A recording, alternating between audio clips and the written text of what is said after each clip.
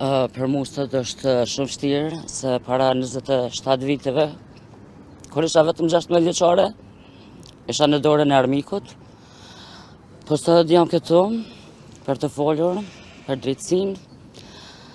Sot do kam gjithë popullin shqiptar pas veti, se për shumë vite kisha vetëm familjen. Dua të falenderoj institucionet, organizatat, shoqërinë, familjen për përkraje, për mbështetje, ju bëj thirrje viktimave që më na bashkangjitë sa më shumë, me dalë me fol publikisht, po gjëja kryesore është me kërku drejtësi. Që është një diçka që nuk ju falet Serbisë për krimet që ka bën në Kosovë. Kur unë kam ditë me kërku drejtësi kur kam pas vetëm 17 vjet. Pse mos më kërku edhe sot të gjithë drejtësi. Faleminderit shumë. Faleminderit të gjithëve.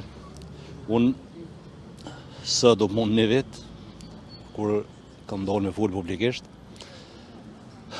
unë prej këtij vendit ju bëj thirrje çdo mbijetuni edhe mbijeturave që le të vinë sa më shumë rreth organizata, le të kërkojnë ndihmë, se edhe në me bon pa di kundër shtetit serb. Faleminderit shumë.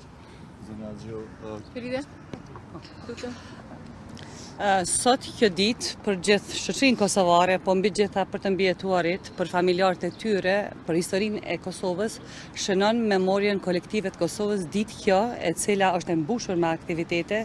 Neve na vjen mirë që përtej ne si organizata krah i kemi edhe institucionet e Kosovës, të cilat me aktivitete të ndryshme po e lançojnë edhe po e ngrisin zërin për të mbijetuarit edhe dhunës seksuale.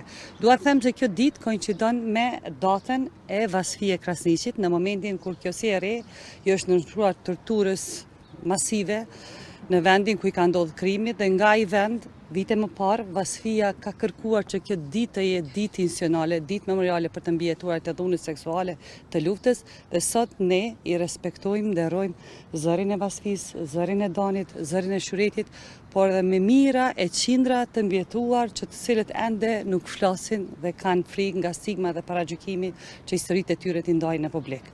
Sot po ashtu dua t'ju them që kemi një konferencë të madhe rajonale që ndëlidhet pikërisht me procesin e drejtësisë dhe kompenzimin, dhe ju ftoj gjithëve që të na ndjekni në Emerald për faktin që për herë të parë po e hapim një temë që ka të bëjë me kompenzimin gjatë proceseve penale. Mendojmë se drejtësia e pa kompletuar për të mbijetuarit e dhunës seksuale është e përgjysmuar, kështu që jemi në proces të ngritjes së këtij debati në mënyrë që rastet të cilat kanë marrë drejtësi, por edhe aktakuzat të cilat janë në pritje dhe mbi 100 raste të cilat janë në proces të investigimit, të arrijnë ta marrin drejtësinë e plotë në Kosovë.